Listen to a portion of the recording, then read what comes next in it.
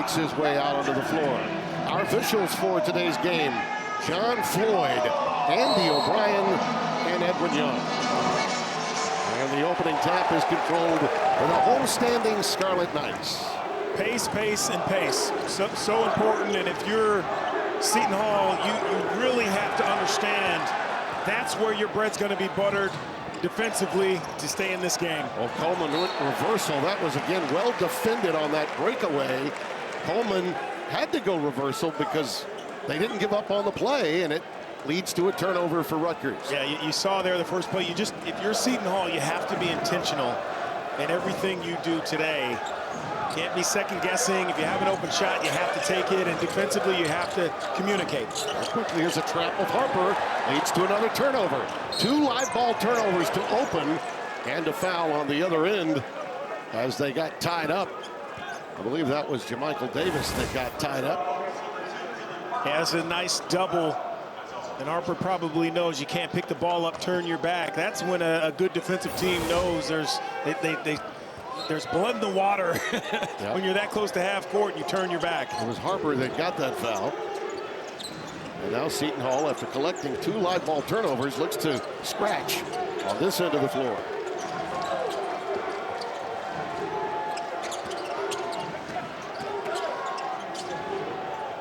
That's a nice turnaround by Aligbe. Yeah, really nice. And a nice job of understanding where the shot clock is and not to just shoot a 3 early in the game. Those type of buckets help you get going on the road. Yeah, the Hall won a game here a couple of years ago, 45-43. They'd like to make it that kind of game today. Here's Harper. Yeah, but that can't happen. You know, you have to understand where to shade. Just because Dylan Harper doesn't have the ball in his hand doesn't mean you rest, and obviously doesn't mean you can lose sight of where he is on the floor.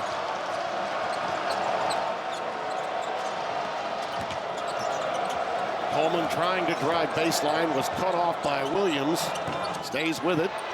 Off the back iron and retrieved by Okorafor. And there's the nice follow. Yeah, I love when you have bigs like Okorafor who keep the ball alive, whether they're tapping it out to half court or digging out those offensive rebounds. Every extra opportunity is so important today for Seton Hall. Darway Duell, and that is an outstanding transfer offensively that you might recall was at Providence, made his way over to Seton Hall. In traffic, Bailey doubled right away. Good recognition, and there's a loose ball picked up and then rejected by Okorafor, and another whistle stops play as a foul is spotted underneath. Yeah, I like the activity of Okorafor already on the offensive end. Gets an offensive rebounds, creates an opportunity, an extra one, and then on defense, just have to be a disruptor. It's really important that he stays on the floor, because even though Ace Bailey's a wing player, he's going to do a lot of his work downstairs, coming off of a double-double. Last game, 15 points, 15 rebounds, so really has a knack with that length, Ace Bailey, around the glass. Guys like Okorafor from Nigeria, and they counter on the other side with Emmanuel Oboli. Oboli is a youngster that only began playing basketball at age 18. And number 21 in red will be heard from too. He has got a body by Nautilus that is wide and strong. Seton Hall by 1 as Adewusu. I don't want you going to buy a Nautilus machine, Tim. That's genetics, okay? Just, you cannot have that. Just so we're clear, that's all DNA. It is. Now that foul. Oboli picks up that foul. And Okorafor, who I just mentioned, another young man that transferred in from Louisville by way of Nigeria, will get to the free throw line for 2. Yeah, Okorafor's activity is just really allowing Seton Hall early. I know we're only a couple of minutes in, but this is a crazy environment. It is energized. You can hear them even on his free throws, but his energy and his ability to be engaged at both ends so far really allows, and it can allow their guards to roam a little bit and maybe take some chances, but you need that stability inside. He's giving them that in the first couple of minutes. This was a banged-up Seton Hall team to begin the year. They're really happy to get Duval back. Okorafor has struggled. He had all kinds of injuries, ankle problems while he was at Louisville, and he comes up empty at the stripe. So Seton Hall still leads by 1. Almost 3 minutes gone by here in Piscataway. And there's another takeaway. 3 live ball turnovers, and we're not quite 3 minutes deep for this Rutgers team. So this has been the area where they've struggled a little bit, Seton Hall, not paying off the steals. Wusu throws that one up from the hip, cannot get it to go, and hits the deck hard. That hot potato finally corralled by Coleman, and Duval will set up the offense. Wide open, Aligbe. And it's pulled down this time off the deck by Oboli. Yeah, you have to when you're on the road. You got to pay those steals off, especially those live balls. You get a chance to set up, you got to make it pay. Harper off the back rim, pulled down by Duval. 4 Seton Hall steals, and we're not 4 minutes in. Little stop and go maneuver by Duval. He has to give it up. Well, that's that Ace Bailey. He's so long, you're not going to shoot one over him in the paint. Wusu goes to the left hand. Oh, round and in. They're really happy that Dillon's not having to play the point. They had to resort to that about 3 games ago. That's not his place. He's a guy that scrambles you up and really likes to attack the rim. Yeah, he's so strong, too. When you take that point guard situation away from him, Tim, now he can play a little bit more freely. Seton Hall really pressuring the ball beautifully.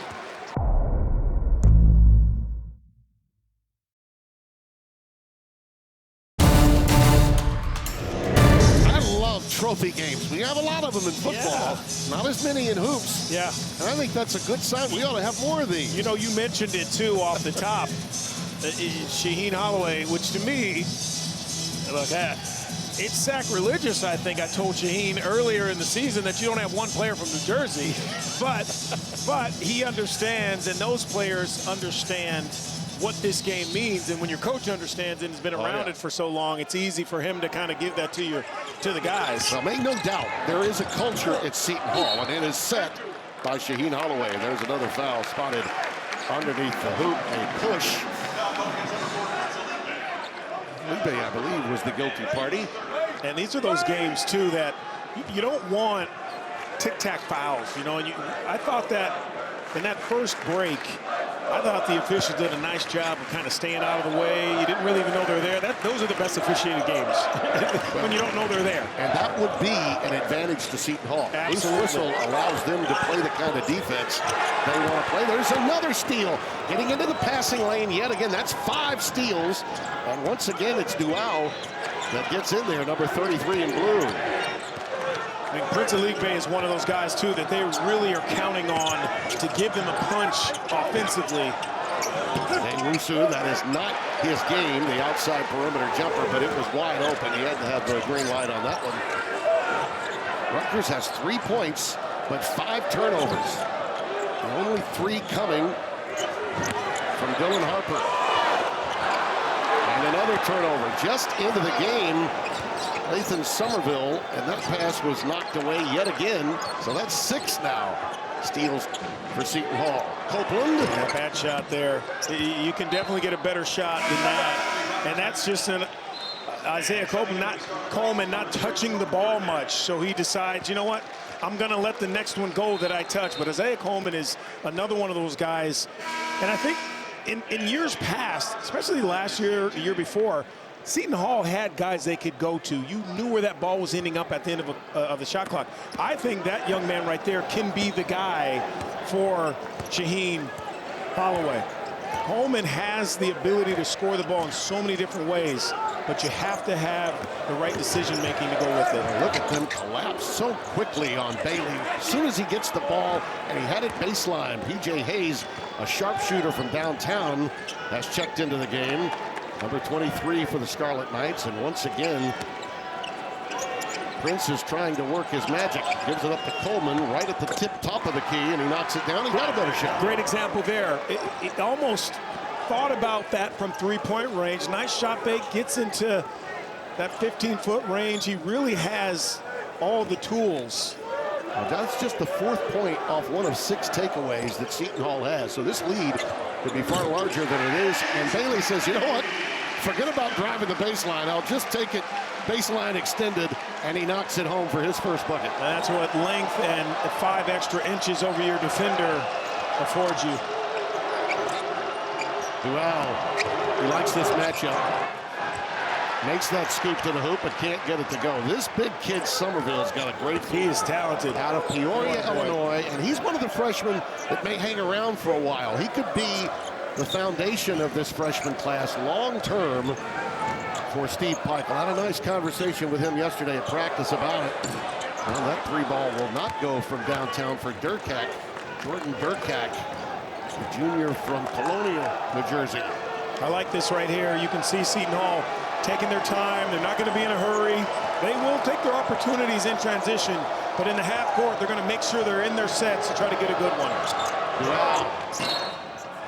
He gets fouled on the way up. So 2 shots coming. Peichel unhappy, letting his defense know it.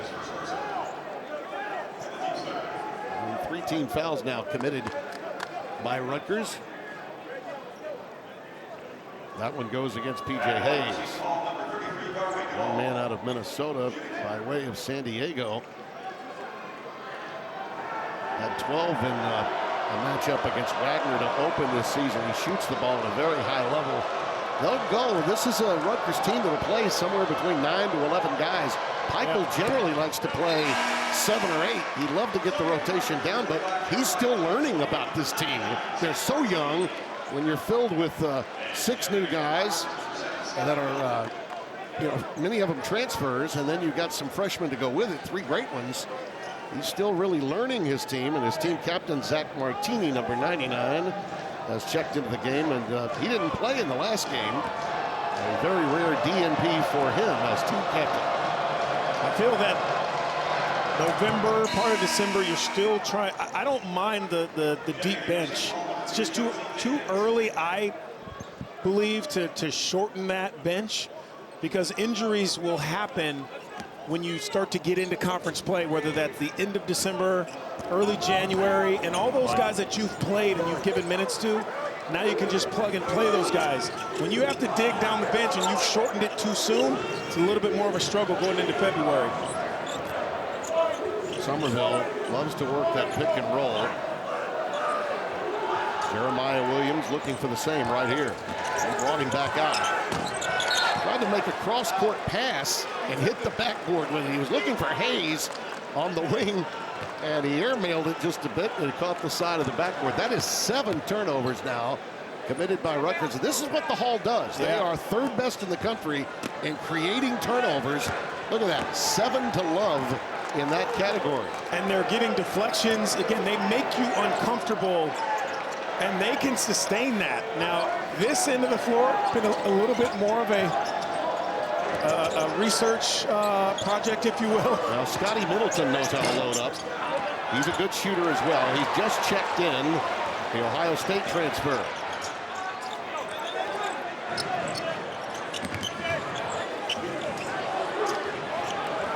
Well, the freshmen have checked out of the game, so a completely different look for Rutgers now with those guys out. And staying with it that time, Durkak, and he's fouled inside the painted area.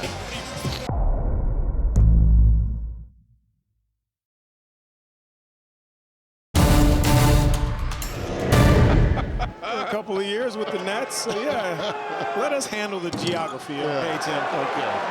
Our awesome producer Brian Colucci, he'll keep you. Wow. He told me I'm the one in charge. I said I don't want any part of that today. He's very fortunate today because. Oh, he is. Yeah, because Spielberg is directing. Oh, yeah. I thought you were going to say Brian Biederman. I thought you were going to say he's because we're in your presence. When I started at Fox, these guys were going to get coffee, and now they're just running us. Yeah, it's happened. Now you better get their coffee before they're in control now. Hall leading by 3, and yeah, don't adjust your sets. Looks like a Yankees-Mets spring exhibition game score. 8.5 minutes gone by. There's a nice cut to the hoop. And the Deuce has a baseline fall away. Falls for Chauncey Jenkins. Jenkins is a Wichita State Old Dominion transfer. Now in his graduate year against the hoop. Was banged up a little bit against Oak State, so only played 10 minutes. Looks good there, but the way you keep Shaheen Holloway happy is run what he's asking you to run out of a timeout. Always remember, and sometimes guys forget in that 8 seconds from the sideline to the floor. You made a great point. There's Somerville. This is a guy that you believe they should feature more, particularly when Harper and Bailey are out of the game, and he finally decided to take one facing the basket. He can play with his back to the basket as well. Another one from downtown goes to me. Yassine Toumi knocks it down, the young man from France, and it's 14-6 Seton Hall. Yeah, I think it's by design that Lathan Somerville's in the game without Bailey and Harper. Now they're waiting to check in, but that Somerville touch can't be a jump shot for him. He's got to get that down low. No one can guard him right now in a blue uniform, and this is awesome. Toumi from the top. And again, another nice play run in the half court. You have to understand where you're supposed to be, obviously. But when you catch the ball, you can't be indecisive on the road, 1, in this building, 2, and against this Rutgers team. Now that's an engaged Seton Hall bench when you see a Coleman getting up, rooting on those guys. And they've got 6 field goals by 6 different guys. So any way they can get buckets, they'll do it. There's a ball fake and a dribble drive, and that leads to yet another turnover. And again, a loose whistle. A lot of contact. And coming down with it is Scotty Middleton. But it's consistent. Yeah, absolutely. The calls are consistent. It's a physical game. And really, in all fairness to the officials, they could call a foul every single time down the floor. So showing some discretion, I agree. Harry. Tough one. Turn that one over. Cogswell. Harry. On the other end, high arching off the window. How about that? A beautiful hoop on the run, and that's again shows you the dexterity in Ace Bailey's game. And that got the crowd a little more involved. 14-8. 4 in the game for Bailey. Harper now on the point. Trying to stop Duell. What a drive! Big time by Jenkins. Wow! He went from Old Dominion with a wraparound jackknife hammer time dunk. 16-8, and the Pirates fans are loving it. And now on the other end, there's the dynamic play of Dylan Harper. Count it, and the foul. I mean, this is what the game's all about. You see a 6'10" guy, they're talking about being the number 1, 2, or 3 pick in the draft. You go right at his chest, Mr. Jenkins, and then we talked about this in the open. Dylan Harper, just everything slows down when he has the ball in a good way. You play at his pace. He doesn't care that you just dunked on this boy. He goes down and gets an and one, gets the crowd back into it. You mentioned his brother, Ron Jr., played for Pico at Rutgers. His mom, Maria, played at the University of New Orleans. Think about that. This is, and I go back all the way, obviously, to Ron's days. It's 16-11 as the Scarlet Knights cut into that lead that was once at 9.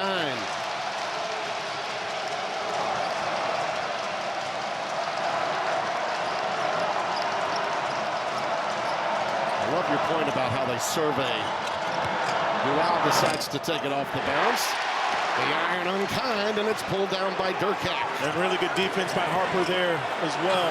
Lee again, and the follow. How about that? It took a deuce, but Ace came back for more. Just pad your stats, get your own, and take it right back up again. Well, when you're 6'10", it's easier to get up and go get it, but that second jump, I think scouts see so many things in this young man. His body's still got to fill out, but That is just pure instinct. That is, okay, I know I missed it. Let me get that quick, go back up and put it back in. And that's what really sets him apart from a lot of players in college basketball. I love your comparison in our open to Lynn Bias. And I know there are a few people that maybe saying Lynn who? Yeah. But let me tell you something. That guy was that kind of talent, that kind of size. Don't fall for Toomey this time. Rutgers trying to make that run. Sometimes it's a great play like the one from Jenkins. And another steal from Jenkins. It's opened the floor up. Dual, count it, using the window pane and his body as a shield. And the Hall back up by 5. That was another tremendous play. Middleton picks the pocket and then gives it up. Sharing the ball too, Seton Hall. Not trying to do it all on their own in transition. They're running their lanes. Spacing is good. Playing with some confidence right now. Bryson Acuff has checked in as well, number 5 in the Scarlet colors. Here is an isolation move. Beautifully done by Durkak. And the young man from Merrimack decided to play with his back to the basket and post up. And it's back down to 3. Well, he needs that. He's struggling this year from the field. Only about 39%, 26 from 3 points. So anytime he can get an easy bucket, it's a good thing for Rutgers. Jenkins beginning to feel it. That foul will go against Rutgers. They have gotten a break there. Timmy, he pulled the chair out from under him.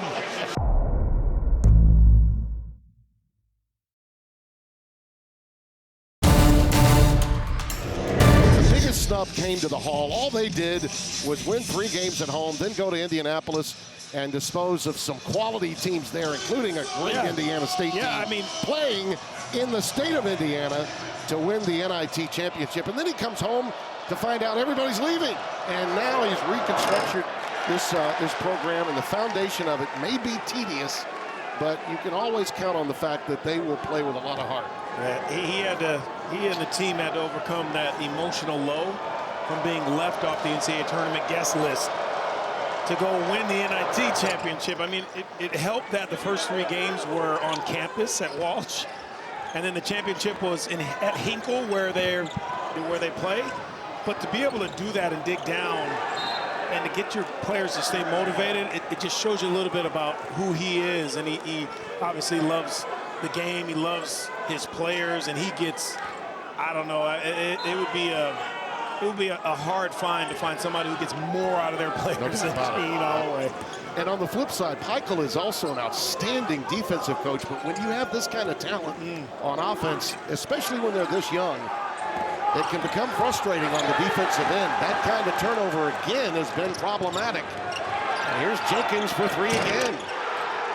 And just like that, the Hall moves back up to a 7-point lead. Yeah, their defense is really showing exactly who they are. I mean, this is their identity. Rutgers' identity hasn't shown up yet, plenty of time, and that will help. Yeah. But those closeouts and those deflections and playing the passing lanes, you have to sustain that if you're Seton Hall. You can't get too far ahead of yourself and think, all right, we have this thing figured out, because there's too much talent in red. Nice cut. And a foul spotted. Harper was a little bit late in trying to pick up Jenkins through that high pick. Obviously, number 2 going to the bench now. Yeah, Harper has to sit. Jeremiah Williams checks in for him, number 25 in red. Jenkins has really been a tremendous addition for Seton Hall. They've got 11 points off their bench. Toomey, that's a tough shot, but he nails it. And the young man didn't need any French pastry on it to knock that one down. It's 24-18.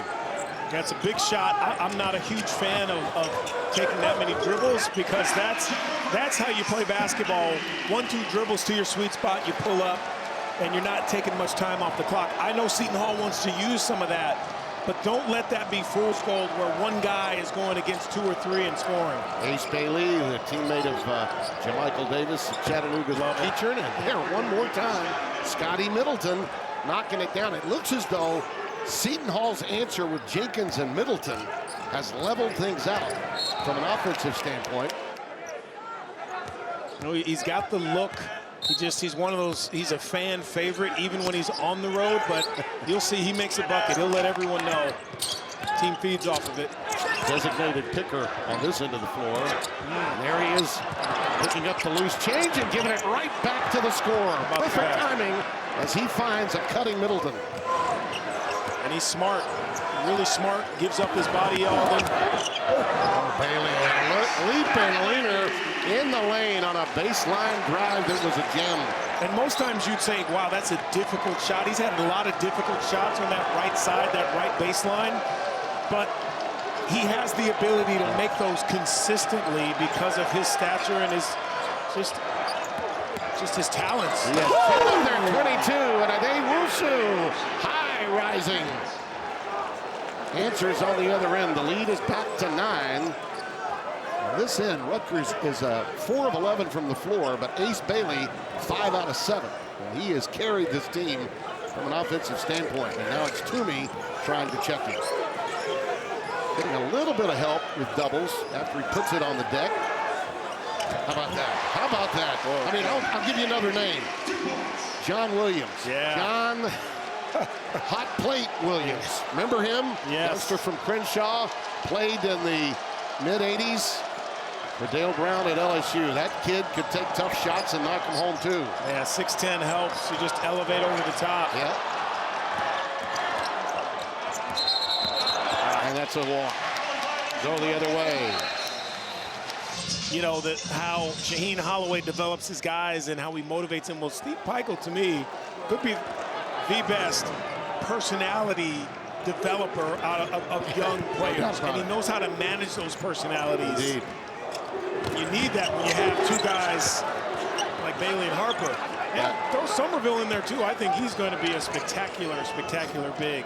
Another turnover. Adewusu again. Oh, beautifully done. Used his body as a shield and then went with the right hand. That's just a thing of beauty. That is a thing of beauty. And you know what? Sometimes when they say the iron's kind, it's because the basketball gods know who released the shot. That is just dynamite. 33-26. Well, he's shown that he has such nice, soft touch. He gets going at a good pace. And there's just too much bumping right there.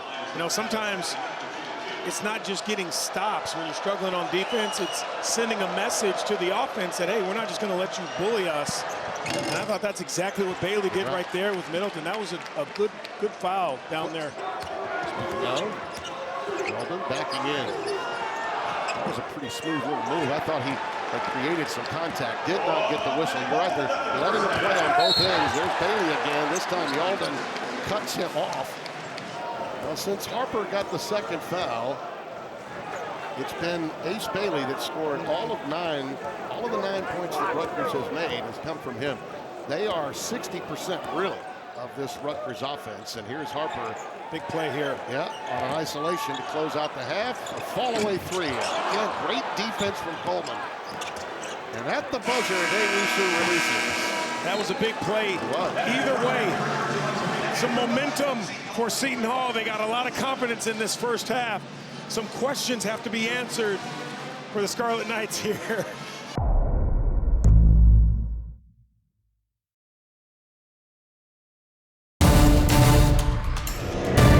His counterpart, I'm guaranteeing you there was a concerted effort made to wake him up. Dylan Harper, I would expect this second half to be his. The one other concerning thing for me, Tim, only 2 assists for Rutgers. They average 14, so without Harper in the mix, you see where that drop-off is. I expect him to be involved early and often, as we say in college basketball. You look at that face of Ace Bailey, and it really does trigger just his youth, how young he really is. Baby, and such an incredible body that can do so much with the ball and without it. Number 4 in the Scarlet colors today. There's a nice little duck under move off the ball fake by Aligbe. Prince Aligbe going right. Again, it's what coaches love to see out of halftime, out of timeouts, when you run your stuff and you run it all the way through and it pays off. No matter how much you concentrate on stopping this guy, double wherever you want, he can contort that body and still get a good look. I would say a lot of his moves are going to his right. Got to make him uncomfortable, go the other way. Davis, the runner won't go. There's the follow. And rejection. Beautifully done by Okafor. My goodness, did he get high to knock that one away. So this is a nice job defensively. You see where that shot clock is. Yeah, I don't know if I agree with that. I think the timing is pretty, that looked like a block to me. Yeah, he got it in time. And again, the official's out of position a little bit because the angle that went up, and that's not his fault, but you got to move to a better angle on that baseline. I thought that was a really good block. Look at that pressure. Michael Davis making it a struggle to get past the timeline. Birds lead by 6, just underway second half. Tim Rando, Donnie Marshall, happy to have you with us. First of 3 games you'll see today on Fox. Tonight in prime time at the Garden, under 5 to shoot. There's the lob inside. Great pressure, but staying with it and staying strong. Okafor. I'm not sure who had more patience there, you in your call as the shot clock gets down to 4. I'm sure you saw it, or Seton Hall to really continue to run your stuff and get a great basket at the end of that clock. Well, it looked like they were patient in that sequence. Wow. Veteran play-by-play. Yes, you are. You're nice.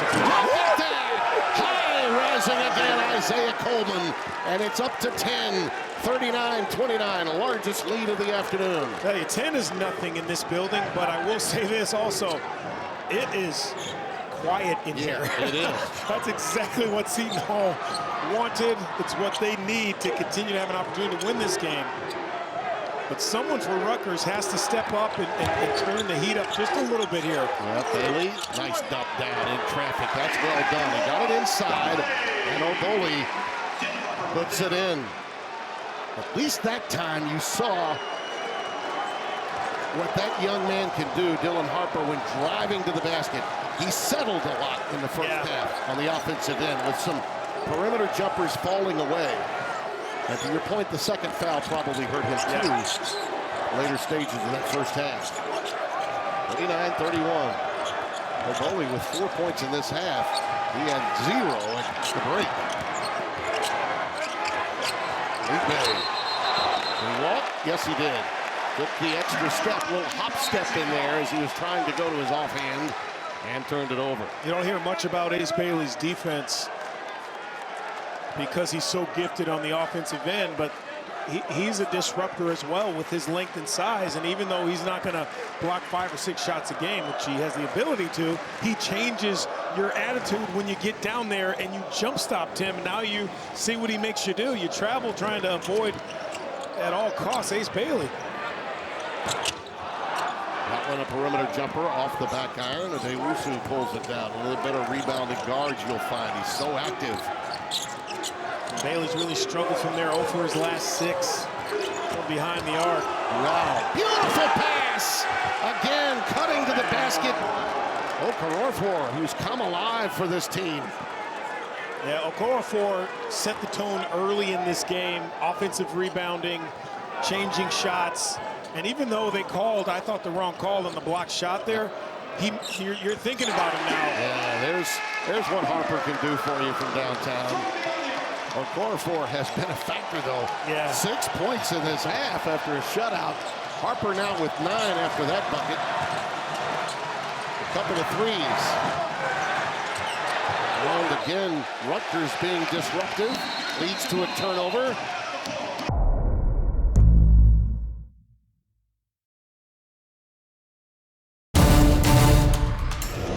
And you know, we talk about how Coach Peichel, you know, with his young players, he manages those personalities. That's a part of it too, to make sure these young players know. He's telling them, listen, it's more than just what happens on the court. Your reach can be much further than just the basketball court. He gets it.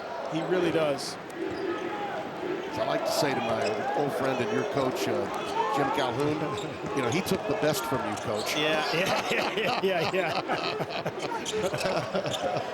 He was like a human sponge while assisting the great Jim Calhoun. Inside, a great drive, and that's what he's doing more of. And I'm sure, to your point, Pikes had to tell him at halftime. It was starting to feel like some weird basketball experiment where they just didn't want the ball to touch the paint if you're Rutgers. But if you can touch the paint with that ball, even if you're not scoring, the defense collapses and now your outside shooters are under less duress. But that first half, you know, you had to give it to Seton Hall for really staying in front of guys, not allowing Rutgers to get into the paint. Rutgers has gone to their bench, as they're apt to do a lot of times. Harper does the job, forces that shot up. And here comes Rutgers the other way. Into in! Beautifully done by Jeremiah Williams. Creating some offense with the defense. Oboli got the foul, his second. 6 minutes gone by here in the second half, and the lead down to 4. It was at 10 moments ago. Wow, beautifully timed with the shot clock at 3, and guess who's there to pick it up and slam it home?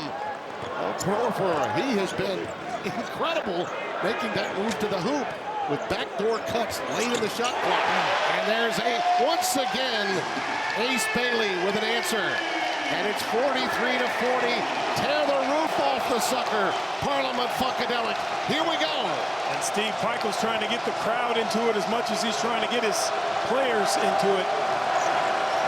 Those were the first points for Ace Bailey this half. Dribble handoff. And Aligbe, after that move with a pick and roll, with an answer. The Hall has 12 points all in the paint this half. How about the patience again? Seton Hall, you got the crowd into it. You feel that Rutgers is awake now. Eye arching off the window and taking it down off the deck and then having his pocket pick as Durkak makes the play and a little extracurricular afterwards. And obviously do all those guys to kind of step in. They are pretty interchangeable in terms of their size defensively. This is a young man, by the way, that excelled at Merrimack. I mean, he was the NEC top scorer. Just grew up 20 minutes from Rutgers. So he loves representing New Jersey in every way imaginable. And he's one of the favorite players, really, for Steve Pikiell. Too strong that time for Middleton. Yeah, really nice job defensively by Rutgers. And again, attacking the 10, Durkak. And he'll get to the free throw line as a result. Yeah, well, I thought that Seton Hall took a lot of the aggressiveness getting downhill. Rutgers usually likes. They took it away by deflections and getting into those passing lanes, so it disrupted a lot of what the guys in red wanted to do. Well, when you get that ball and go off of a miss, it's hard for even a really good defensive team like Seton Hall to get set up. So now you're playing catch up, you're fouling, and you send guys to the foul line.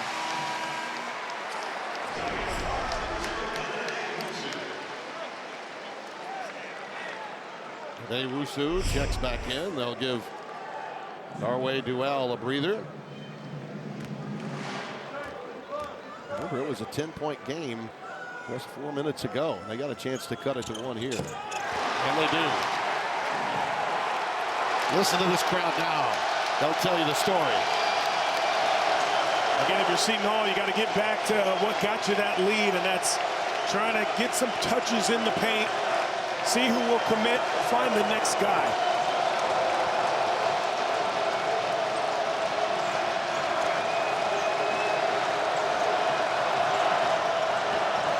Great flash. Even better defensive play. And the foul underneath. It doesn't start with guarding Bailey. It starts with guarding him off the ball. Yep, and Wusu went to sleep on that inbounds. That'll be the 2 easiest that Harper gets all day. They've got the lead, their first since it was 3-2. I said before, Seton Hall is not a team that plays well from behind. They need to maintain contact here.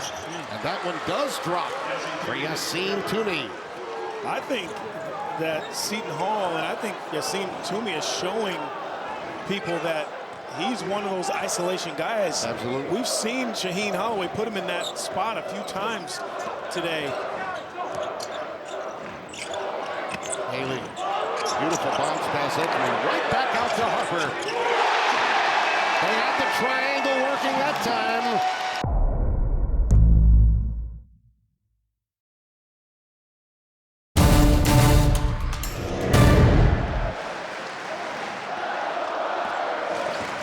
Well, the Pirates will have to again call upon their defense as their trademark here to stop this Rutgers run.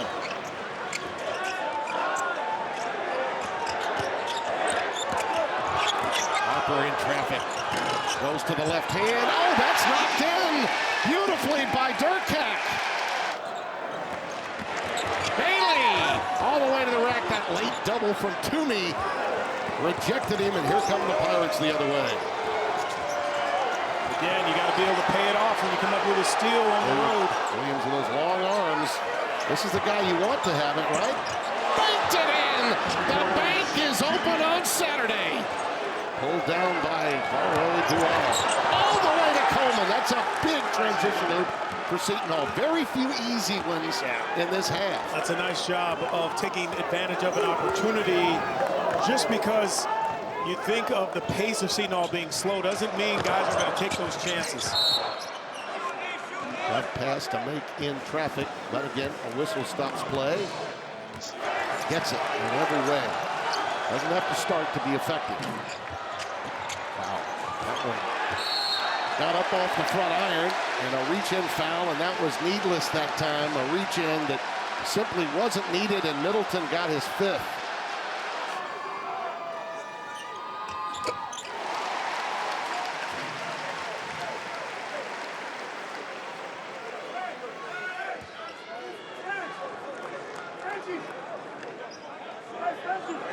Harper at the free throw line. 10 second half points for now, after only 6 at the break.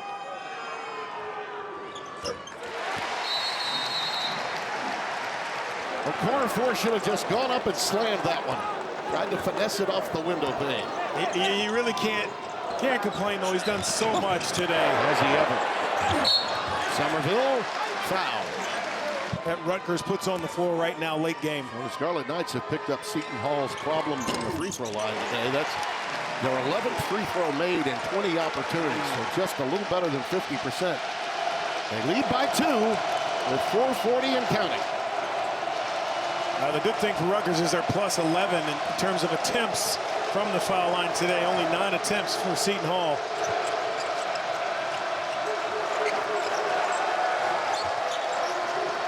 Coleman, beautiful curl and a flash to the basket, and give Okorafor credit. He just keeps on keeping on. That's that little flex action. Screen across, pin down, guy comes up. That was Copeland, drives, he draws somebody.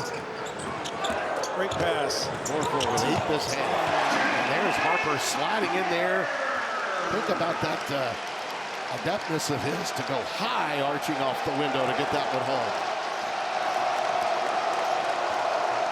Here they come again, on their feet.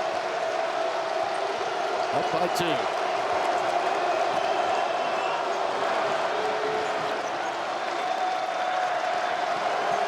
A lot of standing right now by the Pirates.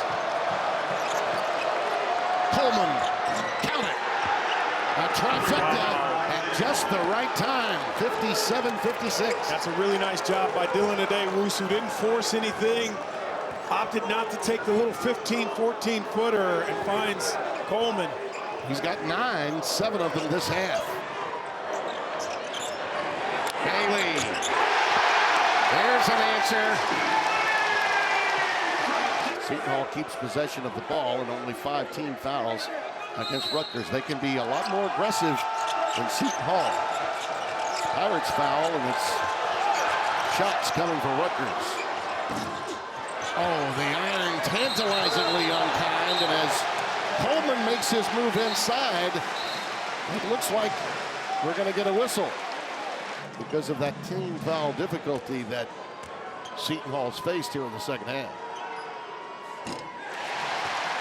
Big difference late in a game with a team struggling at the line when you've got 2 versus a 1-and-1. And you got a guy who can knock down some free throws. It's always a nice nice luxury to have, and he's taken 32 free throws on the year, so that 80% is the real deal. Yeah, he's a workhorse down there. Building has never been louder than it is right now.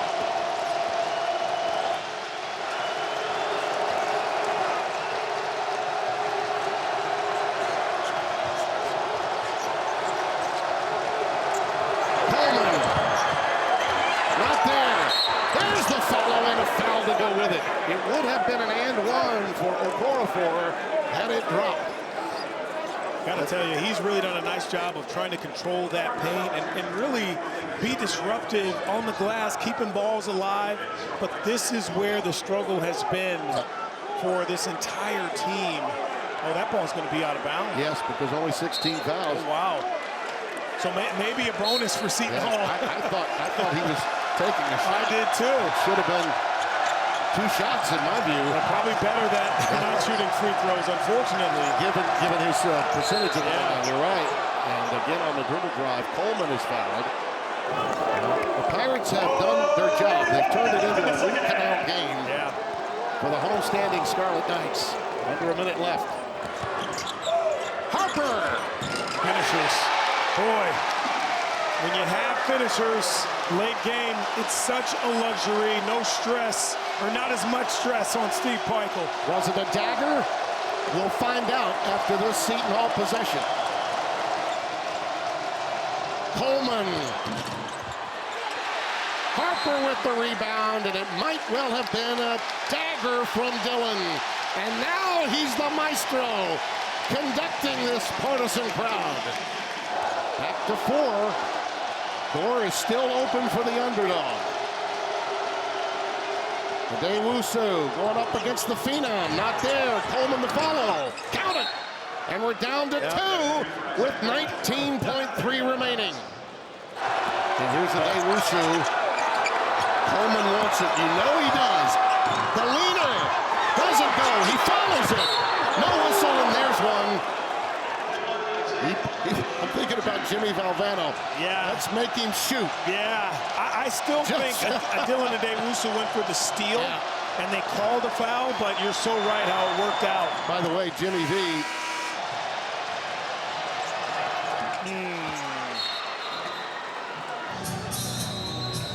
Isaiah has the last 9 points. So here we go. End to end. Dylan Harper.